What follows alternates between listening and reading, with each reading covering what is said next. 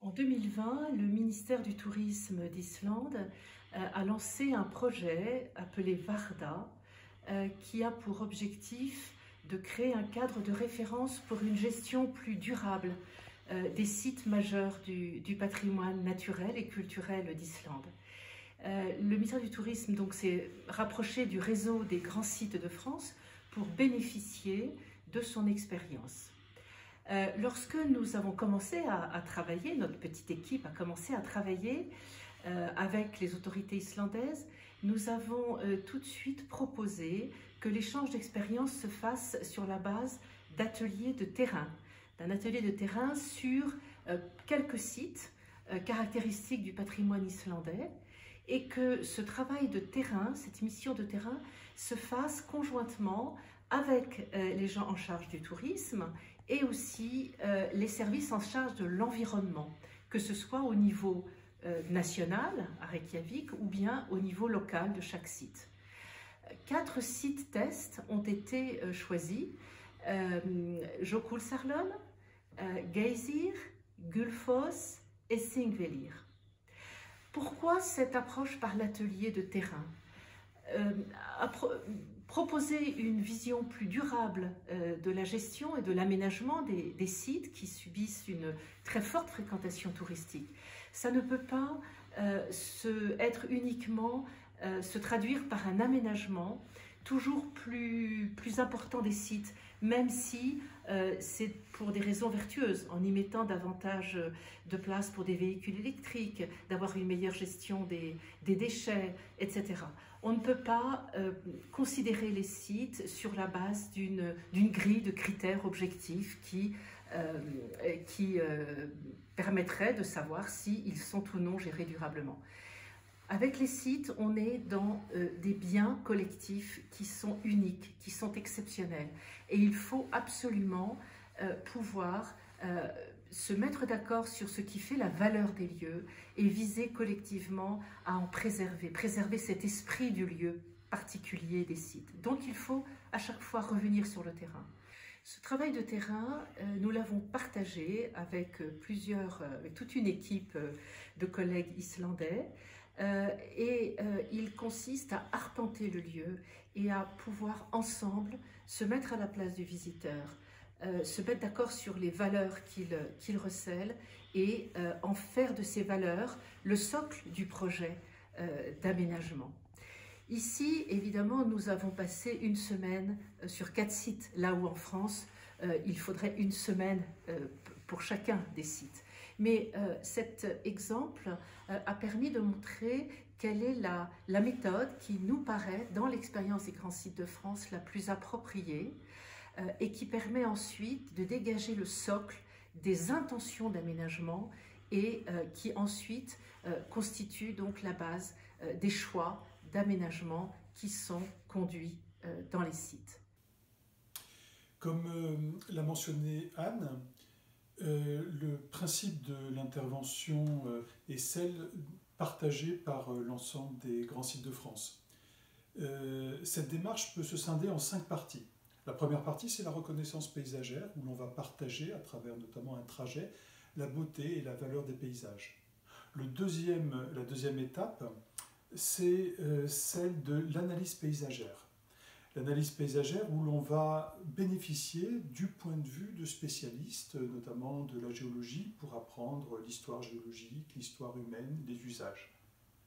La troisième étape, c'est celle des intentions, où là on va essayer de formuler les grands principes d'intervention et également de dessiner le schéma d'intention paysagère qui, en une seule et même image, donne le sens et la composition du projet.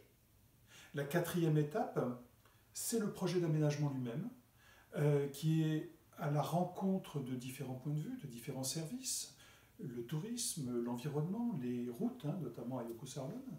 Et c'est le moment où on va réellement répondre à des grands enjeux, notamment de la transition énergétique, la transition écologique, où l'on va se diriger vers une sobriété, une simplicité des projets, l'utilisation de filières courtes, l'utilisation de savoir-faire et de matériaux locaux.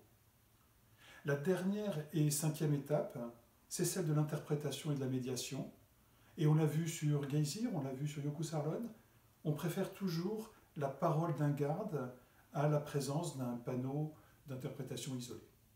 La première étape est donc celle de la reconnaissance sensible du site. Lors de cette mission, nous avons eu la chance de voyager tous ensemble dans un bus et nous avons pu vivre ensemble et partager l'arrivée sur le site de Yokutsarlon, notamment avec cette étrange rencontre avec la publicité reproduite sur un camion. Cette image imposée nous spoile le site en délivrant une vue du lagon avant que l'on ne puisse la vivre en vrai. Ces images publicitaires sont une vraie prédation pour le paysage. Elles nous attirent, nous contraignent à lire. En France, sur les sites classés, qui constituent le cœur des grands sites de France, l'affichage publicitaire est interdit, évitant ainsi ce genre de dérive. Sortis du bus, nous vivons ce que perçoivent les visiteurs, en se dirigeant vers l'entrée de site, en cherchant le départ du sentier qui nous fera sortir du stationnement. Plus vite sortis, plus vite nous basculons dans le paysage. L'expérience de visite commence au moment où nous quittons le véhicule. Ici, le sol est naturel, quelques bois flottés limitent les places de stationnement. Ce traitement simple et sobre nous met immédiatement dans l'ambiance. Ce type de sol perméable est exigé en France sur les sites classés, où le béton et le bitume sont proscrits. À Gullfoss, au sortir du bus, c'est une grande surface de bitume qui nous accueille. Effectivement, les conditions climatiques de l'Islande, la période hivernale très éprouvante pour les sols, peuvent expliquer ce choix. Mais il pourrait ne pas être systématique. Ce stationnement pourrait être rendu plus accueillant avec un dessin moins compact et une géométrie moins contraignante, avec des îlots de sol et de végétation naturelle et des cheminements piétons indépendants. L'entrée de Geysir est un lieu important, comme toute entrée de site. Elle compose une introduction à ce que l'on va découvrir, et elle donne souvent les informations et les consignes pour le visiteur. Ici, l'entrée actuelle n'est pas très différente des entrées des établissements privés alentours, et ce traitement n'est pas à la hauteur des geysers et des fumerolles incroyables que l'on va découvrir par la suite. Le réaménagement actuellement en cours ne s'y est pas trompé. Affiché sur les lieux de la future entrée de site, le projet a pu nous être présenté. Et l'ambition du projet est remarquable, en remettant en cause le tracé actuel et en proposant une nouvelle entrée et un nouveau cheminement de découverte. Trouver le bon tracé des cheminements qui seront proposés aux visiteurs ne se dessine pas d'abord sur un plan. Ces parcours doivent s'éprouver, se partager. Et c'est ce que nous avons commencé à faire à Yokutsarlon en envisageant une boucle de moyenne promenade. Ces sentiers fondent la scénographie des paysages qui vont se succéder dans le regard du marcheur. Et pour cela, il est important de se laisser aller à l'émerveillement, comme ici depuis la moraine du glacier, devant le lagon et ses icebergs. Après une descente qui sollicite le corps, une marche à plat, au bord de l'eau, à hauteur de glace flottante, va offrir une toute autre perception des lieux, non seulement par la vue, mais également par les autres sens.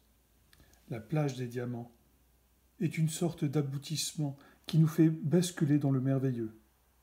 Chacun à sa manière, en simple contemplation ou en prise de vue photographique, tente de garder en mémoire les formes et les textures étonnantes de ces sculptures éphémères. Vivre ensemble ces moments de captation sensible permet de consolider l'attachement partagé que l'on éprouve pour un site. Les artistes sont les premiers à être sensibles à ces spectacles de la nature. Un tableau qui orne les murs de notre hôtel en offre un bel exemple. On notera l'importance du premier plan, qui par sa texture offre une impression de sol naturel et caillouteux, ce qui engagerait le projet à rester sur un substrat brut en évitant toute artificialisation avec du bois ou du plastique. Mettre des mots et des images, des croquis sur ces émotions partagées fixe la mémoire du sensible, qui devient alors l'une des inspirations principales du projet. Le dessin fixe la beauté sauvage des paysages, et celui-ci nous permettra de ne jamais oublier les paysages des grandes coulées volcaniques du volcan. L'Islande est d'une grande puissance, tout en dépouillement et en force brute. La glace et la lave s'y côtoient. Et il n'est peut-être pas nécessaire d'amener trop de confort pour aller à leur rencontre. Les perceptions sensibles sont fugaces et elles s'évanouissent vite. L'exercice collectif de l'atelier d'écriture que nous avons proposé à Yokusarlon nous a forcés à fixer et à mettre des mots sur ce qui nous apparaît beau et puissant dans les paysages que nous avons parcourus. Les textes sont écrits dans la langue maternelle, en islandais, pour aller au plus profond et au plus juste des formulations. La lecture croisée de ces écrits fait naître une description sensible et partagée des paysages qui servira de base à l'expression de l'esprit des lieux, un concept précieux pour les grands sites de France. L'écriture peut être un moyen de faire surgir les légendes et les histoires nourries par certains motifs singuliers du paysage. À l'horizon, à Yokusarlon, une pointe percée sur une crête rocheuse évoque la présence d'un couple de trolls amoureux transformés en pierre au lever du jour. Cette profondeur légendaire fait intimement partie du paysage. Un site peut donc se décrire à travers de grandes dynamiques plastiques. À Yokusarlon, par exemple, deux grands flux se croisent. D'abord, celui du glacier, du lagon, des chenaux et des moraines qui entremêlent leurs courbes incertaines avec une souplesse féminine. Et puis, celui de la route rectiligne, rigide, masculine, qui impose son tracé unique au paysage.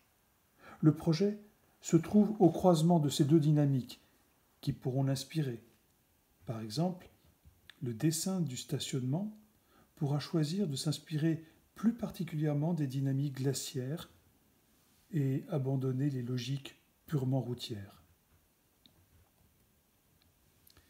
Après cette reconnaissance sensible vient la deuxième étape, celle du savoir, de la connaissance scientifique. À Yokusarlon, la rencontre avec le géologue est une révélation. Ses explications sur le terrain donnent sens aux formes du relief et nous transportent dans l'espace et le temps. Les changements climatiques se traduisent ici par des modifications radicales, rapides. La mer monte, le glacier se retire. Les données scientifiques traduisent objectivement une perception flottante. Les croquis illustrent cette évolution et la rendent plus explicite. Les blocs-diagrammes permettent ainsi de saisir facilement pourquoi le glacier, en se retirant, a pu creuser aussi profondément le lagon. C'est qu'il reprend le tracé d'anciennes vallées qui entaillaient le socle de l'Islande quand la mer était beaucoup plus basse. Une analyse très fine des terrasses fluvioglaciaires a permis de leur attribuer chacune un âge. Les événements sont récents et remontent au plus loin à la deuxième moitié du XIXe siècle. Les vestiges géomorphologiques les plus récents sont considérés à juste titre comme un véritable patrimoine, au même titre qu'un monument architectural. L'événement le plus marquant s'est déroulé il y a presque un siècle, le 9 septembre 1927, quand le front du glacier cède sous la pression d'une vaste cavité sous-glaciaire remplie d'eau. Des chevaux sont pris dans les flots monstrueux et leurs propriétaires en réchappent de peu. Les énormes blocs de glace sont entraînés loin du glacier et se font ensevelir sous les alluvions de sable et d'argile. En fondant, ils vont créer de vastes cratères encore visibles aujourd'hui et qu'aucun aménagement ne doit venir perturber. Sur Thingvellir, les explications de Einar, directeur du site, rendent plus présente encore la façon dont l'Assemblée de l'Alþing, le premier parlement fondé en 1930, est venue pendant plus d'un millénaire occuper ces lieux. On ressent la convergence grandiose entre un site géologique, où sont à l'œuvre les forces de la Terre, et un peuple qui a trouvé dans le paysage l'expression de son identité. Pendant plus de 1000 ans, l'Alsing s'est réuni dans ce lieu singulier, ne laissant aujourd'hui que quelques traces discrètes, difficiles à percevoir sans les indications de Einar. Ces légers modelés correspondent à l'implantation de structures sommaires comme des tentes. Ils témoignent avec discrétion de cet événement cher au cœur de chaque Islandais. Complétant la parole vive, des croquis permettent d'imaginer les lieux en pleine assemblée. Ce dispositif simple est complété par une scénographie proposée dans la maison de site. Parfois, les explications n'ont pas autant de clarté, comme ici sur le site de Geysir. Ces commentaires gagnent à être donnés dans une maison de site ou un livret guide, évitant la présence peu élégante de panneaux sur les lieux mêmes du spectacle naturel. Peut-être n'est-il pas besoin d'explications juste devant le geyser. Les spectateurs attentifs, maintenus à distance respectueuse, par une élégante petite clôture, attendent le spectacle de ce grand jet de vapeur qui va doucement rejoindre les nuages. Mais la plus belle des médiations reste la présence et la parole. Les explications données sur les lieux par la garde du site, avec sa voix, ses gestes, les réponses aux questions constituent un savoir dont on se souviendra longtemps, contrairement à la simple lecture d'un panneau qui ne va nous laisser qu'un vague souvenir, comme l'ont montré des études sur l'efficacité des différents types de médiation. La parole est également celle des acteurs du territoire, des propriétaires et professionnels qui vivent de la fréquentation touristique. Le carnet de croquis permet de suggérer quelques pistes d'amélioration et, comme ici, avec le propriétaire du restaurant de Gullfoss, une confiance s'établit. Elle se prolonge par des échanges fructueux, notamment sur l'histoire des paysages, sans laquelle un projet durable ne peut se construire. Toujours à Gullfoss, le propriétaire est très fier de nous montrer la photographie de Sigridur, cette jeune fille qui a contribué à la sauvegarde du site, devenue aujourd'hui une véritable héroïne. Sigridur a même le droit à un médaillon de bronze sur laquelle son regard résolu se dirige vers les chutes qu'elle a sauvées de l'artificialisation qui menaçait le site par la construction d'une centrale électrique. La troisième étape de la démarche nécessite des échanges sur documents pour commencer à la fois à placer les éléments du projet et à en tirer les grands principes. La vidéoprojection de cartes en cours d'élaboration est un outil très efficace pour la construction collective du projet. L'énoncé de quelques grands principes constitue une base du projet vers laquelle on pourra tout instant se référer, notamment quand on en sera à la phase des travaux. À Jökulsárlón, nous nous sommes arrêtés par exemple sur 5 principes. Le premier, disperser la fréquentation sans point de fixation pour favoriser une perception calme et solitaire du paysage. Le deuxième, rendre le plus discret possible les bâtiments à construire et les stationnements, notamment depuis les sentiers, depuis le lagon en bateau, depuis la route en voiture. Le troisième, favoriser la découverte à pied, et non pas en bus, même électrique, et proposer des boucles de différentes longueurs et difficultés. Le quatrième, respecter les traces des écoulements anciens, fluvioglaciaires, et s'appuyer sur ces structures naturelles pour le dessin des aménagements. Le cinquième et dernier, concentrer l'interprétation et l'information sur le pôle d'accueil et sur quelques lieux singuliers comme l'extrémité de la digue ou la culée du vieux pont. Le choix d'implantation des stationnements et des bâtiments d'accueil a fait l'objet de nombreux échanges. Il peut répondre à des principes plus profonds encore qui relèvent de l'identité islandaise, de la façon dont on se pose dans le paysage avec discrétion et patience.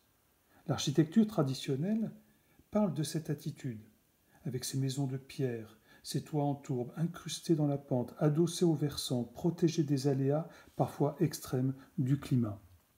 C'est ainsi que l'on aura tendance à préférer une localisation des installations sur une terrasse intermédiaire, celle de 1894, plutôt que d'aller s'installer sur la terrasse sommitale, sur ce plateau nu, au vu et au su de tout le monde, de la route, et surtout en plein vent. Le schéma d'intention paysagère souvent utilisé sur les grands sites de France, constitue l'outil principal de cette troisième étape de la démarche. Il a fait ses preuves, et nous avons souhaité le partager en réalisant un sur le site de Yougosarlon. Il s'agit bien sûr de premières intentions qui sont amenées à évoluer, et c'est la vocation même de ces schémas que d'être en évolution permanente. La photo aérienne a grandi, retravaillé, en jouant comme ici sur les contrastes, les couleurs et l'ombrage, constitue la base du schéma. Le paysage est beau, le fond de plan cartographique qui le représente doit l'être aussi. Le cadrage est ici resserré pour avoir à la fois la globalité du projet et conserver une certaine précision dans la forme et la localisation des aménagements proposés. Des couleurs différentes qui s'inspirent de celles de la carte géologique mettent en valeur les différentes terrasses pluvio-glaciaires qui s'avèrent être un enjeu important du projet. La légende de ce schéma d'intention paysagère tente de rester simple et lisible. Elle classe les différents éléments de projet en catégories de motifs de paysage, les motifs de la perception, les motifs de la circulation, les motifs naturels, les motifs du bâti et enfin les motifs de l'information. La légende est d'abord utilisée pour représenter l'état actuel du site. Les couleurs et les pictogrammes permettent d'en saisir le fonctionnement actuel. On se rend compte ici que les 3 stationnements sont établis au bord de l'eau, ne donnant que peu de respiration au cœur du site.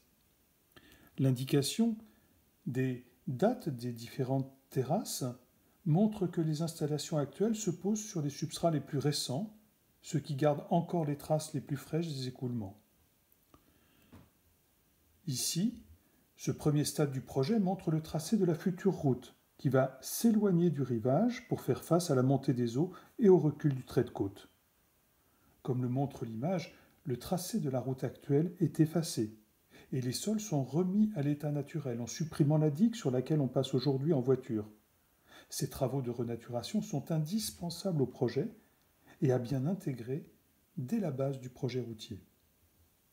Ce deuxième stade du schéma montre la proposition de tracer des routes menant aux 2 stationnements. La forme des parkings s'inspire et s'appuie sur les traces des écoulements. Ces stationnements s'adossent au talus des terrasses pour en diminuer la prégnance et pour se protéger des vents. Ces formes n'appartiennent plus aux dynamiques de la route, mais à celles des paysages naturels dans lesquels elles se fondent. Les constructions se concentrent sur 2 lieux, contrairement à l'esquisse du master plan qui en prévoit 7. Le fait de ne pas trop éloigner le stationnement principal du lagon permet d'éviter d'autres stationnements. Il permet également de limiter la circulation des bus. Seule une piste le long de la route, avec une aire de retournement, permet de déposer ceux qui ne peuvent pas faire le trajet à pied jusqu'au lagon. Cette proposition évite surtout la multiplication des lieux d'implantation de bâtiments techniques ou de services. Les constructions sont regroupées et elles s'étirent en suivant le tracé du rebord de terrasse. Elles soulignent ainsi une des formes naturelles du site. Le réseau des sentiers permet d'assurer les liaisons les plus évidentes. Lors du chantier, un arpentage attentif et sensible sur le terrain, si possible en groupe, donnera une grande maturité à ces tracés, qui vont offrir aux visiteurs une véritable scénographie paysagère. Le cheminement le long du lagon jusqu'à la plage constitue une véritable colonne vertébrale. Le retour direct depuis la plage jusqu'au stationnement par la création d'un passage strictement piéton sous la route apparaît indispensable. Et c'est une négociation qu'il faut mener dès aujourd'hui avec les services en charge du projet de la route. Le master plan en cours, validé par les autorités à partir duquel nous avons travaillé, nous a permis de bien identifier les enjeux et le programme.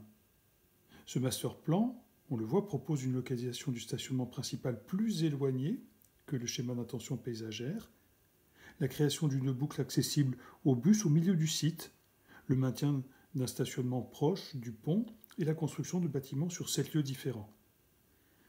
Le projet que nous proposons, élaboré lors de cette mission, en fait, donne une évolution vers plus de sobriété, de simplicité. Il donne moins de place aux véhicules motorisés et plus de place aux marcheurs. Le dessin actuel du stationnement dans le master plan est un peu inquiétant. Même s'il ne s'agit que d'une esquisse, le détail proposé peut faire penser à un plan opérationnel. Le stationnement est géométrique, orienté nord-sud, les surfaces de bâtiments sont très importantes, et de tels aménagements risqueraient d'entraîner une artificialisation, voire une banalisation irrémédiable du site. Le schéma d'intention se trouve au croisement de plusieurs enjeux. Il fait la synthèse d'actions variées et dispersées dans l'espace, et cette perspective tente d'expliciter cette complexité. Complétée par des croquis d'esquisses, elle constitue une des représentations indispensables. Sur le site de Gullfoss, même si nous n'avons pas pu avoir des échanges aussi approfondis que sur Jokusarlon, nous avons produit également un schéma d'intention paysagère. Il pourra servir de base aux discussions sur les futurs projets. L'état actuel montre la présence de 2 stationnements, et celui qui se trouve le plus proche des chutes s'explique par la présence d'un premier restaurant aujourd'hui démoli. Avec sa route d'accès, il s'impose lourdement.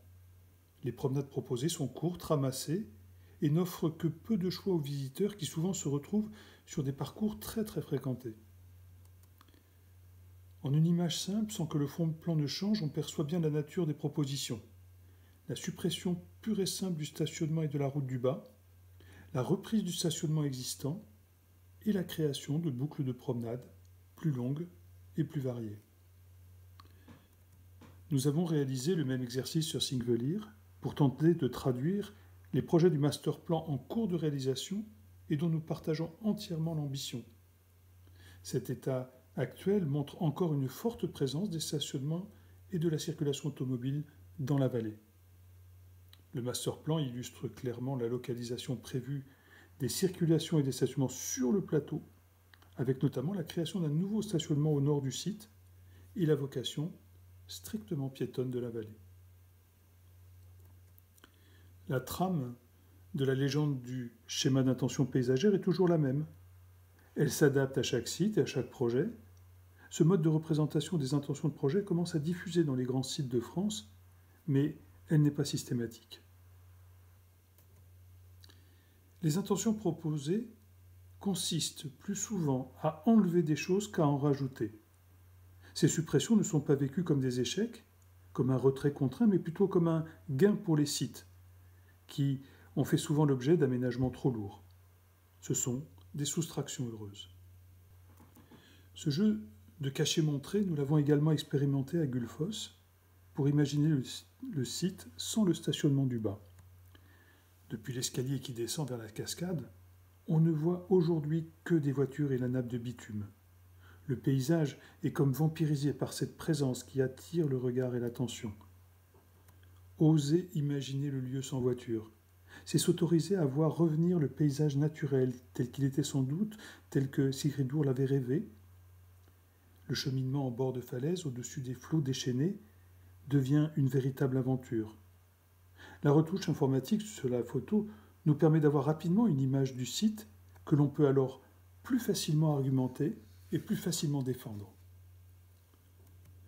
Ce travail d'imagination peut s'intéresser aussi aux abords des bâtiments. Le restaurant et les magasins de Gullfoss proposent une architecture de belle sobriété. Hélas, un enrochement grossier vient en empâter le pied. La création d'un simple talus enherbé donne une impression beaucoup plus calme du bâtiment qui semble alors se poser doucement sur la pelouse. Le projet peut également procéder en petites additions, profitant d'éléments en place, par exemple à Jokusarlon, une grande digue de pierre réalisée pour limiter l'érosion donne une très belle vue sur le débouché du lagon et sur la rive d'en face avec son sable noir orné de blocs de glace. Cette digue, hélas, aujourd'hui est très peu accessible et ceux qui s'y aventurent se tordent les pieds. Un travail du sol, par un apport de matériaux meubles, permettrait de poursuivre le sentier de rive sur la digue. À l'extrémité, on peut même imaginer comme un petit phare, au bout de sa jetée, un édifice de pierre, par exemple un cairn, Varda, comme le nom donné au futur label des sites de mérite d'Islande.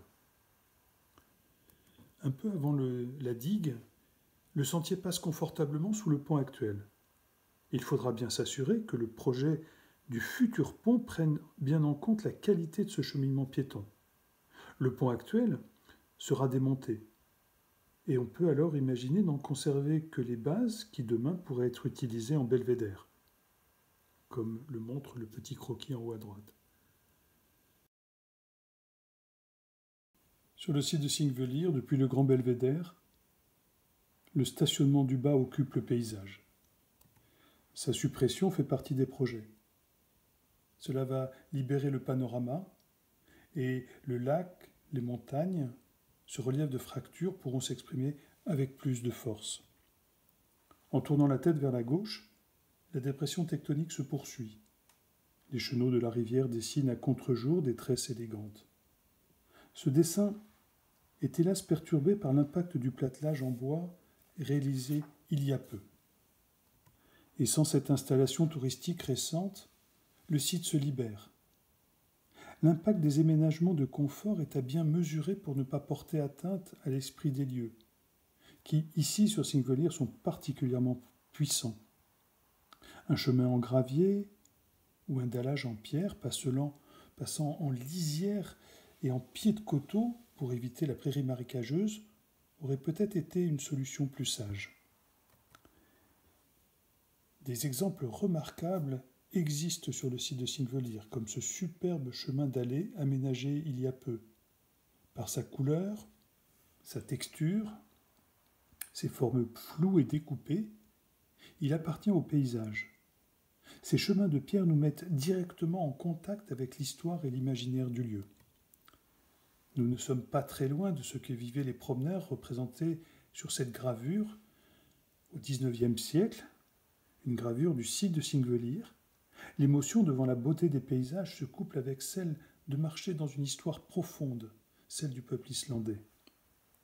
Quelques vestiges de ces vieux chemins existent encore, et la force évocatrice de ces ambiances n'a pas échappé au cinéma. Ce passage a en effet été le théâtre de l'une des scènes de la série Game of Thrones. Au-delà des chemins de pierre, c'est également un véritable savoir-faire de murs de basalte et de tourbes que possède l'Islande. Lors des déplacements, j'ai pris en note ces petits aménagements utilisés aussi bien à proximité des maisons individuelles que dans l'espace urbain. Ce mariage entre la pierre et le végétal est une vraie spécificité de l'île. La matière première vient de l'Islande et contrairement au bois, au plastique, au métal, elle n'a pas traversé les mers à grands frais d'argent et de carbone. La pierre sèche s'inscrit dans les objectifs de la transition écologique en soutenant les filières courtes, en utilisant des matériaux à faible impact carbone et en favorisant la biodiversité. À Thingvellir, devant le bâtiment d'accueil, cette technique est utilisée avec une grande finesse. Elle accompagne l'architecture. La qualité du dallage du parvis donne une force à l'accueil des visiteurs. Et son prix au mètre carré n'est pas si éloigné de ceux pratiqués en France. La rencontre avec l'artisan bâtisseur de pierres sèches nous a beaucoup touchés. Au-delà du savoir-faire, on sent derrière cette technique un véritable enracinement dans le pays et le paysage. Les grands sites de France privilégient également ces artisans locaux qui ont gardé la connaissance de métiers parfois un peu oubliés. Les faire travailler sur des aménagements, c'est également œuvrer pour permettre à des professionnels de rester ou de s'installer sur le territoire. On pourrait imaginer que les stationnements puissent également s'inspirer de ces techniques. Celui de Gullfoss gagnerait par exemple, plutôt que du parpaing et des dalles béton, à utiliser la pierre ou la tourbe. Pour casser la grande surface de bitume un peu désespérante, la création de petits îlots de végétation appuyés sur des murets de pierres sèches pourrait offrir un abri contre le vent. C'est une piste à explorer. Aller dans le sens de la sobriété pour servir la beauté du paysage. C'est comme ici à Thingvellir, rester sur un sol naturel, les pieds sur terre, en contact avec les éléments. La création de grands platelages que l'on trouve un peu plus loin imposent avec brutalité leur géométrie et leur texture. La marche, sur une surface dure et lisse, souvent bruyante, n'y est pas différente de celle que l'on a dans un espace urbain. Et à quelques pas, toujours à Sinvelir, à proximité d'une petite cascade, la création d'une plateforme réduit ce lieu naturel en une petite scène distante et interdite. Le plaisir de toucher la roche, de se poser sur une pierre, d'aller toucher l'eau n'existe plus. On retrouve cette même technique à Gullfoss et bien au-delà dans bien des sites naturels, objets de suraménagement. Une véritable banalisation mondiale des grands sites est en cours. Les aménagements se ressemblent tous, d'un bout à l'autre de la planète. Lutter contre cette uniformisation, c'est peut-être tout simplement en faire moins. Les solutions techniques utilisant du plastique sont une impasse, comme ici à Gullfoss où la fibre se désagrège, entraînant une véritable pollution au microplastique. Les tapis en plastique noir, utilisés ici à Jukkasjärvi, s'ils facilitent effectivement la descente, n'en sont pas moins des verrues dans le paysage, amenant une texture totalement artificielle dans un site naturel. Les plateformes en métal de Geysir apportent également une forte artificialisation et une banalisation des lieux.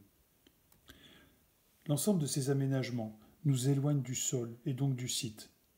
Ils nous enferment dans une cage de verre à distance des éléments naturels. Ils nous font apparaître la nature comme hostile, inconfortable et dangereuse. Ils nous assistent comme si nous n'étions plus capables de nous tenir debout dans la nature.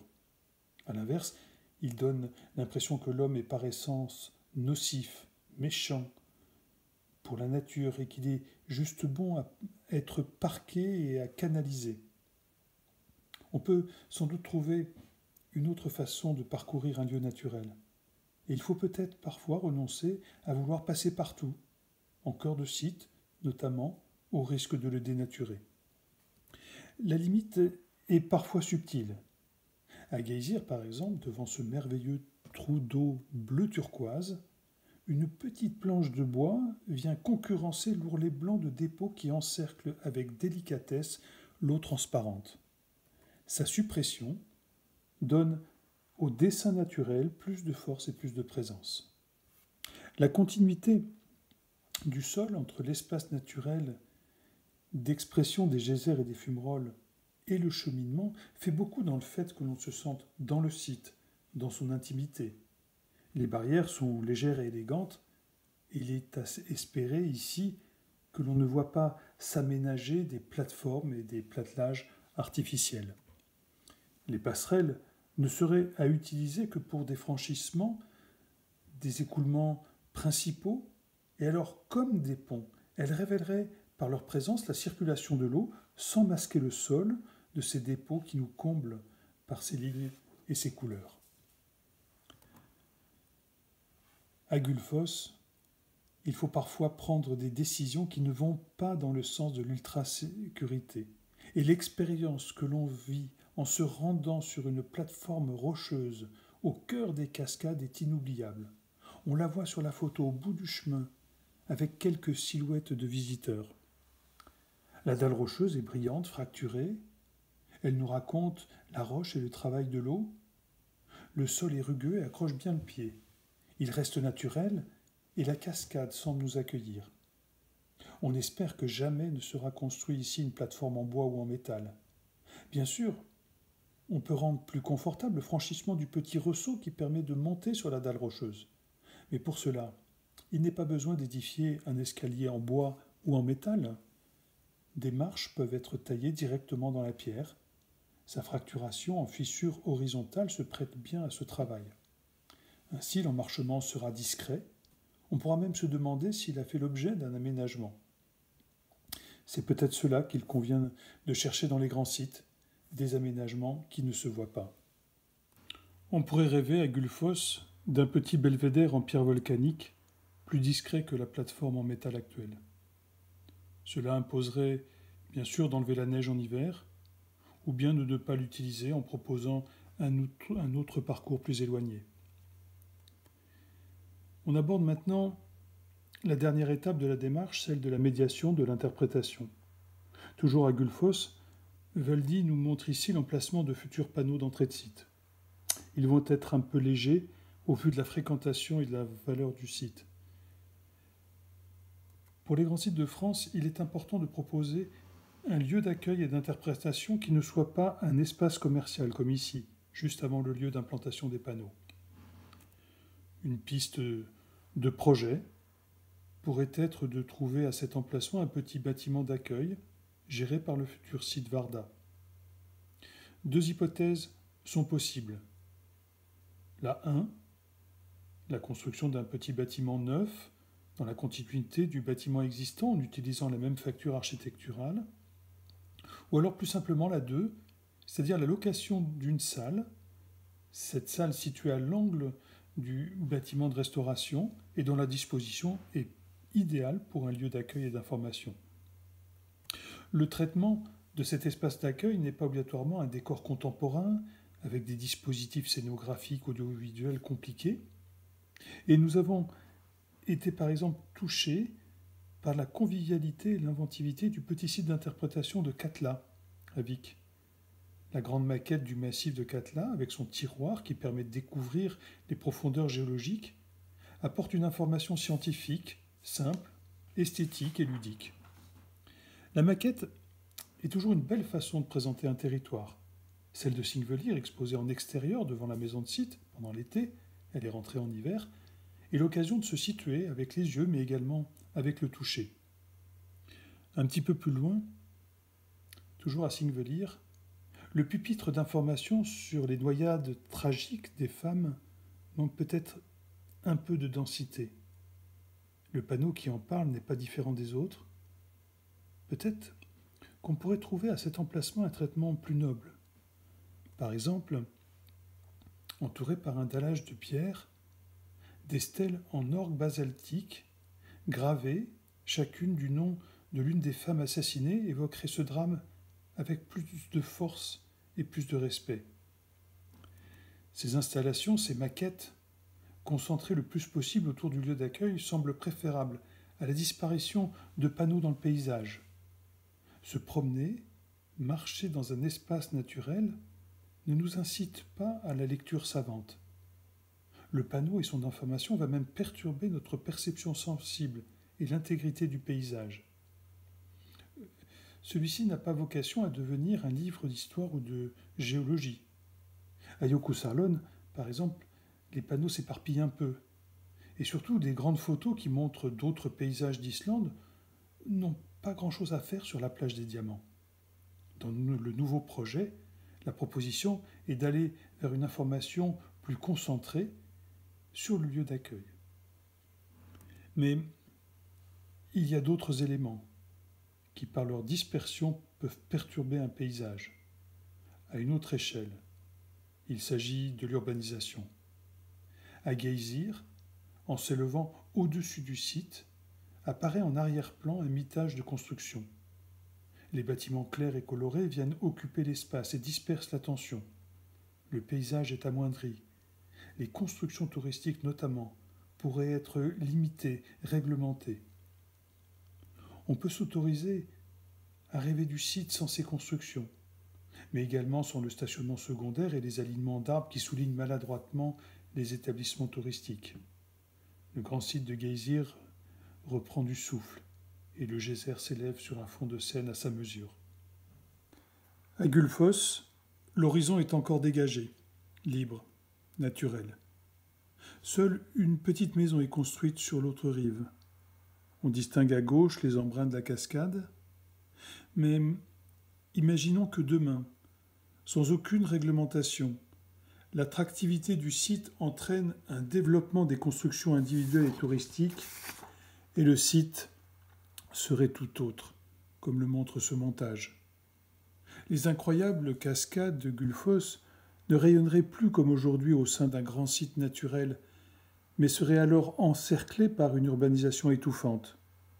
Lutter contre ce mitage, en protégeant largement l'espace, c'est bien l'ambition des grands sites de France qui étendent leur réglementation sur de vastes étendues pour les soustraire à l'urbanisation diffuse. Pour conserver aux sites touristiques leur intégrité et leur puissance, il semble impossible d'augmenter en permanence le nombre des visiteurs. Chaque site a sa capacité d'accueil. Quand le verre est plein, il ne peut pas grossir. Il déborde, entraînant un mal-être chez les visiteurs comme chez les habitants. Mais alors comment limiter la fréquentation sur les sites les plus emblématiques? Comment anticiper cette évolution sur des sites encore peu visités? C'est bien là le défi que le label Varda devra révéler. Amener toujours plus pour recevoir toujours plus de monde risque d'entacher la réputation de l'Islande comme un pays de grands paysages de nature, et il est beaucoup plus difficile de retrouver une attractivité touristique que de la conserver. Mais l'Islande a de la ressource. Après s'être relevée de l'éruption monétaire et des éruptions volcaniques, on ne doute pas qu'elle saura faire face à l'éruption touristique.